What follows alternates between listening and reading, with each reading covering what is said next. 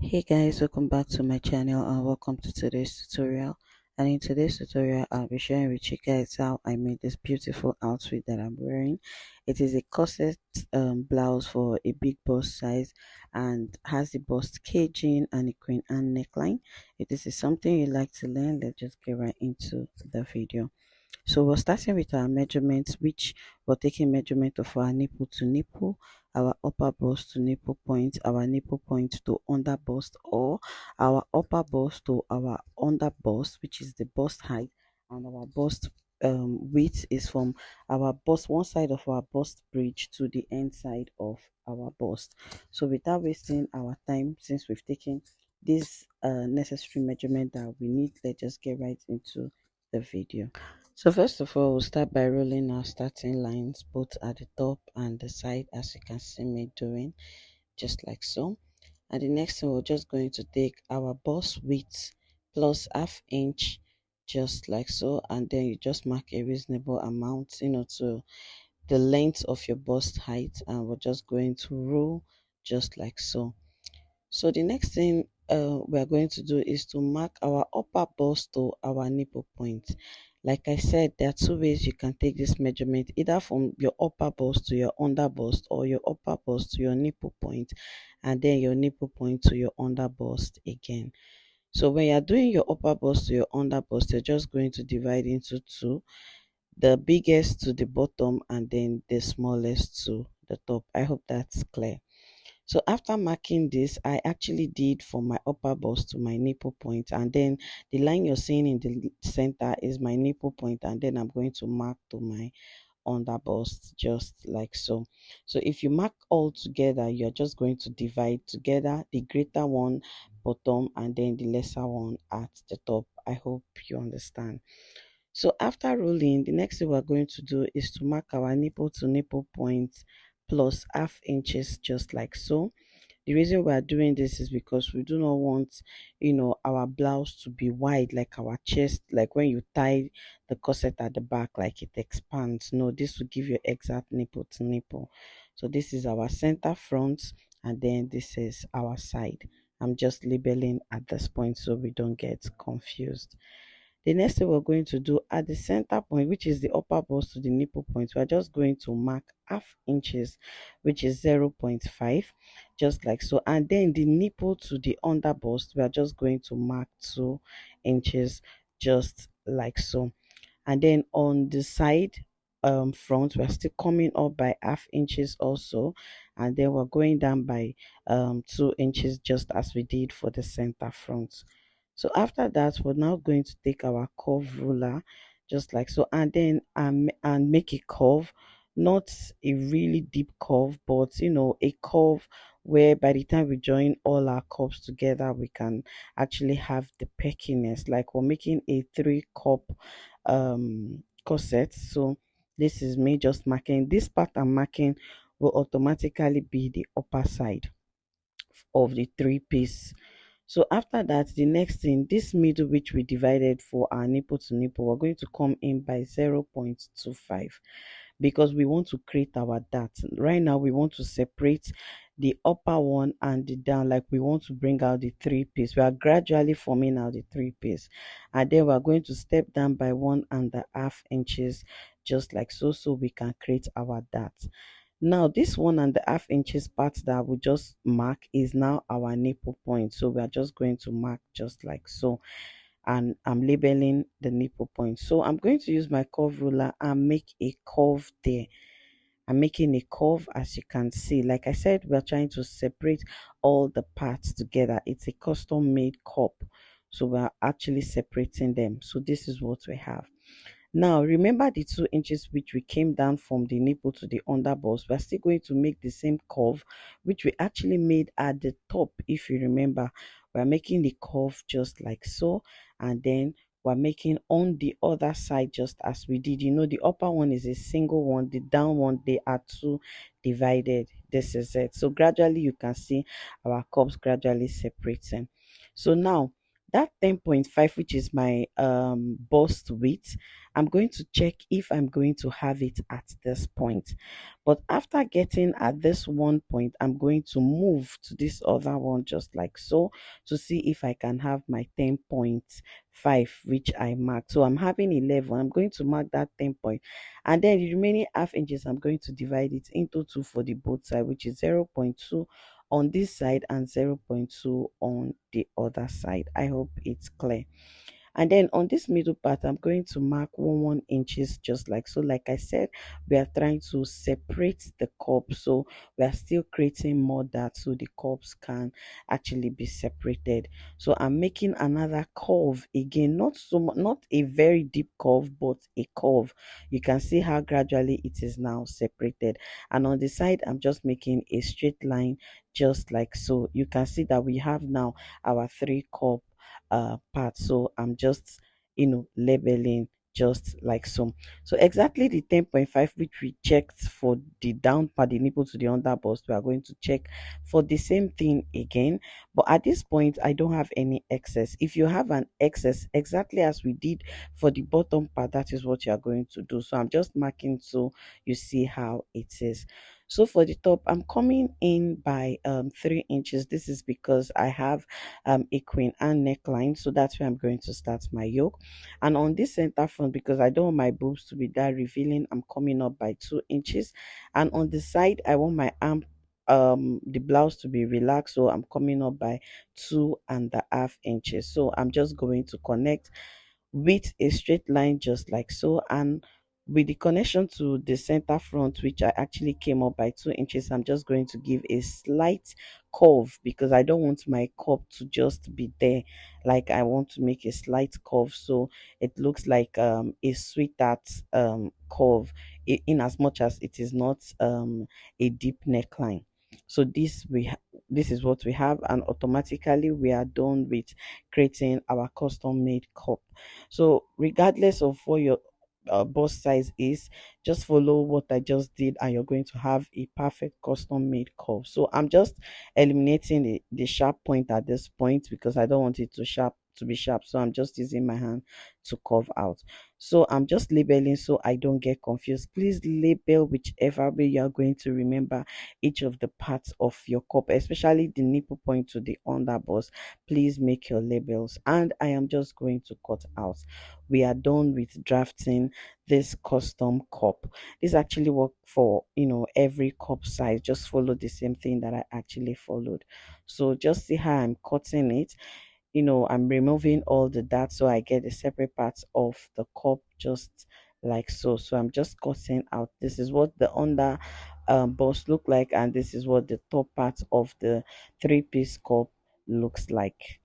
So the next thing, I'm trying to use my masking tape to, check. This is not mandatory to do, but it's actually nice to do because you get to know how your cup looks like. And when you find it a bit challenging, like from this video, it looks as if it's an easy peasy to do, but it's a bit tough. But there's nothing you cannot do. So just take your time. So when you're placing your masking tape, it's always advisable to create a notch. When you create a notch, it's always easier for you to pull, whichever part that is actually not looking okay, and the part that you actually want to cut out. So I'm just trimming out a little bit and creating my notches. So I'm going to add the top part. When adding the top part, let the line at the top and the line at the bottom match together. Don't worry, whatever excess you have at the end, you are just going to trim out because that excess is the 0.5, if you remember, which we divided into two. Sometimes it's possible you're not going to have an excess, but sometimes it's also possible that you're going to have an excess. So like for mine, I add little excess. You can see me just trimming it out just like so. And this is what our custom cup looks like. You see how deep it is. It will be able to swallow your boobs and make you comfortable. So now on our drafting sheet, I'm just ruling on my center line just like so, and I'm placing my cup because we made the cup first so we can use it to draft our body. So I'm using the masking tape so it will be able to hold firm on the paper since we want to start our drafting.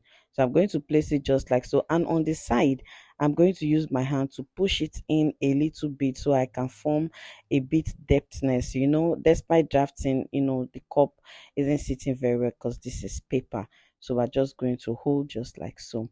Now for our measurement at the underbust, I am placing my underbust measurement down to the top. Don't do your drafting without the cup because you get it wrong. And you can put something inside your cup so it can be balanced. So if you're not putting anything like me, just hold it just like so, and then you mark your starting line. Ignore the first starting line. This is now our original starting line, our shoulder line. And then this other second one I'm marking, this automatically becomes our chest line. We're just going to rule just like so, and remember our under bust line which we started our measurement. So we're just going to rule that just like so. We have three lines now. So I'm placing my under bust measurement, which is 16, to get my waistline. I'm just going to mark just like so. Like after getting your under bust is actually easier because you just place your under bust number and then you mark the rest. And then from the waistline, I'm going to add 10 inches, which is going to give me my hip line. I'm going to rule just like so. And then for my waistline again, I'm going to add like 5-6 inches depending on the height of your height rather, to get my corset blouse. And I'm going to rule just like so. So now this is our chest line, this is our under bust line, this is our waistline, this is our blouse length, and then the last one is our hip line. So it's always better to mark the hip line so you can have that perfect curve. So I'm just going to mark my shoulder divided by 2 just like so, plus half inches. Then a standard neckline of 3 by 3 inches just like so. I'm just going to mark as you see me doing, and then I'm going to use my curve ruler to make a curve just like so, and I'm going to roll. Then the next I'm going to come down by 1 inches just like so for shoulder slant, because our shoulder isn't straight, and I'm going to slant to the neckline. I'm marking exactly my chest, I mean my shoulder line there on the chest line. And then whatever I have, I'm dividing into two. I'm coming in by half inches just like so, because I want to make the armhole curve. So I'm just going to make a straight line just like so before making my curve, and I'm going to make a curve just like so. Now the next thing we're going to do is to take our bust measurement. It is starting from that bridge, which is the 0.5, our bust measurement divided by 4. That's what I marked, plus 2 inches just like so. And I'm just going to mark. Then the next thing, I want to separate the cup from the yoke. So I came down by 1 inches, because you can see the cup is actually inside the yoke. But now I want to separate it. So I actually stepped down by 1 inches. And for the cup, I'm using my free hand to trace exactly what I have at the top of the cup. It's easier. It's easy. Just place the pencil touching with the cup and you just see the mark out. So now you can see that we now have a separation of our cup and that of our yoke. You can see how it is. So I'm just going to match up just like so. And then on our full length, on our blouse length, I'm coming in by 2 inches. That is for the dart. For the style line, if you don't want the style line to, it's completely fine. I'm going to mark. And then I'm coming in by a 0.5 inches dart. I'm creating a diamond dart. This is the only dart that I actually created. The rest I just created a style line and channel my bonings just like so. And then I'm taking my full measurements. I'm placing all my measurements on every drafted part just like so.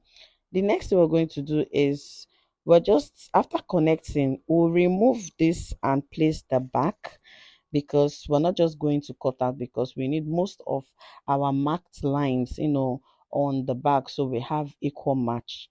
The blouse will actually match together with the back. So I'm coming up here by 2 inches, because I just want to create my style line. Like whatever works for you, it is completely fine. So I'm just making, the line. This is the purpose of the hip line. So wherever you want it to be, you just create the line and it has that balance. So when you wear it, it's going to balance on your hips. The next thing, I'm just using my hand to, mark out the cup, because we'll pull the cup when we try cutting it out. But before that, I'm going to place this on another sheet. This is the back. I just want to take one or two measurements like the under bust line, the shoulder line. If you have a tracing wheel, that's very perfect.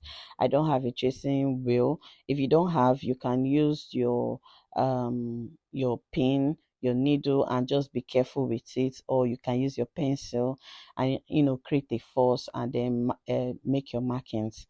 So I'm just taking the under bust line, and from the under bust I can take every other measurement that I want.